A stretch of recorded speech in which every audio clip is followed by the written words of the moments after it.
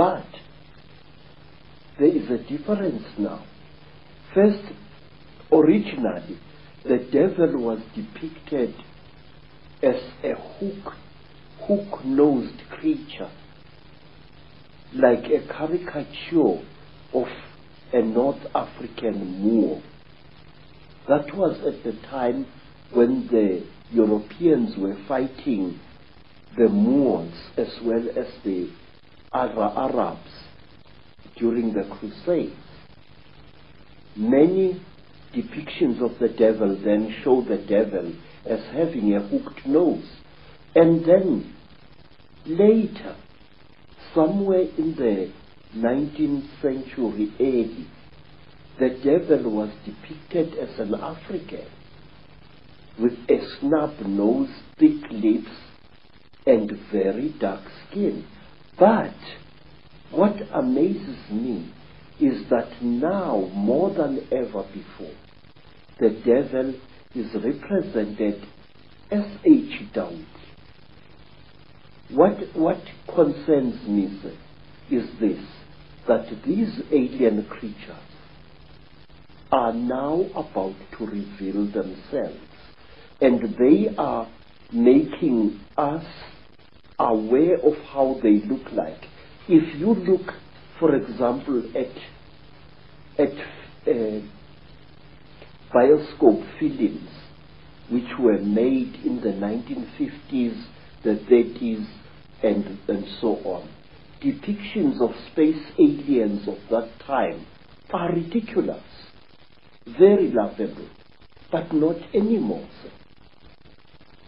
Today, we are having films that depict the grey aliens exactly as they really are, and the Chitauli exactly as they really are. My question is why? Are we being prepared for a major event? And let me share this with you.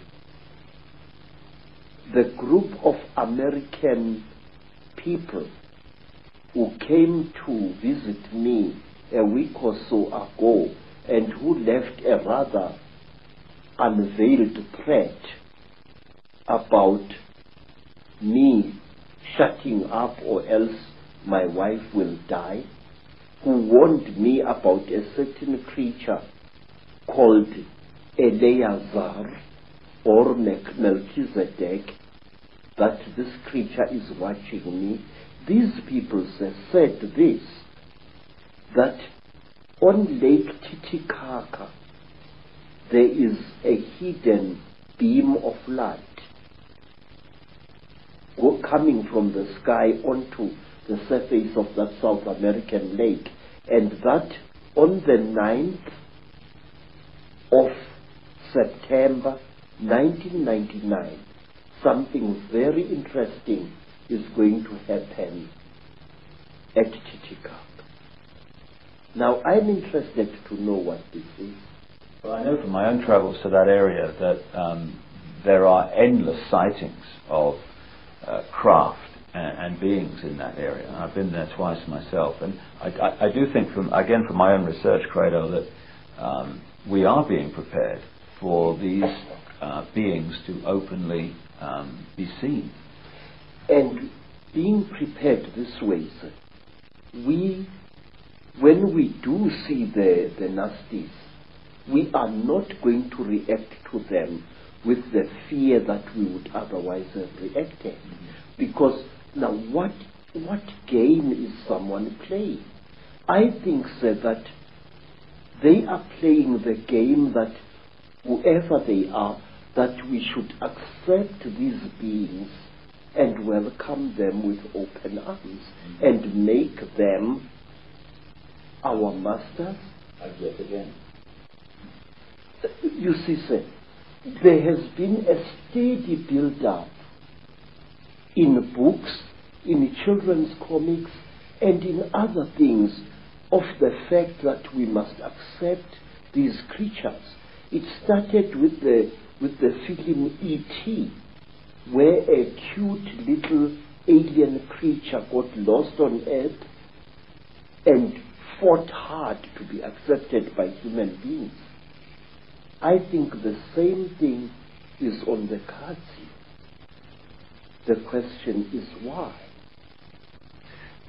One other thing I would just like to raise before we move into the bloodlines and their connections with the Illuminati is one thing that keeps coming up in my work is that some of these Chitahuli, these reptilians, at a high level of their hierarchy are actually white. Have you come across that?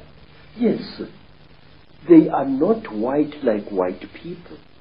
If you take white cardboard and you soak it in dirty water, that is the color you will get. That is the color of the Chitahuli. And wait, sir, let us think carefully about this. According to African storytellers, the Chitahuli have got cold blood.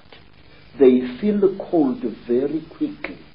And where they dwell under the earth, where the great sun god banished them, they dwell there surrounded by great fires because their blood is cold.